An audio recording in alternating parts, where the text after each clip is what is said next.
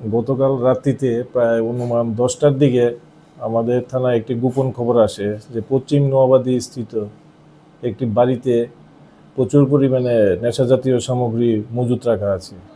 সেই সংবাদের ভিত্তিতে আমি এবং আমার অফিসার স্টাফ সহকারে আমরা ওই বাড়িতে যাই।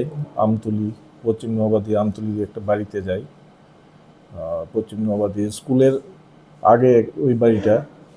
তো ওই বাড়িতে ওইখানে যাওয়ার পরে সেখানে আমাদের ডিসিএম জিরানিয়া সাহেবও আসেন।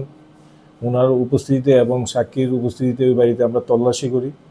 তল্লাশি করার পর ওই বাড়ির থেকে অনুমান 11,800 ইয়াবা ট্যাবলেট উদ্ধার হয় এবং সেগুলি আমরা বাজেয়াপ্ত করি এবং ওই বাড়ির মালিককেও আমরা গ্রেপ্তার করি, যার বাজার মূল্য অনুমান প্রায় 12 লাখ টাকা হবে।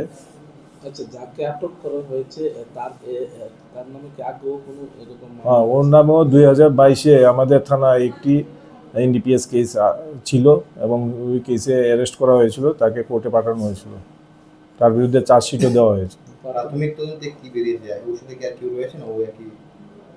এটা তো তদন্ত সাপেক্ষে এবং ওর সঙ্গে আরও আছে, অন্যান্য জড়িত আছে এবং তদন্তে যাদের নাম বেরিয়ে আসবে তাদেরকেও আমরা গ্রেপ্তার করব। সে কি জানিয়েছে, মানে কোথায় থেকে এগুলি সংগ্রহ করা হতো বা আনা হতো, কোথা থেকে আনছে এগুলো? এখনো প্রিলিমিনারি ইন্টারোগেশনে সে এখনো মানে পুরোপুরি বলেনি।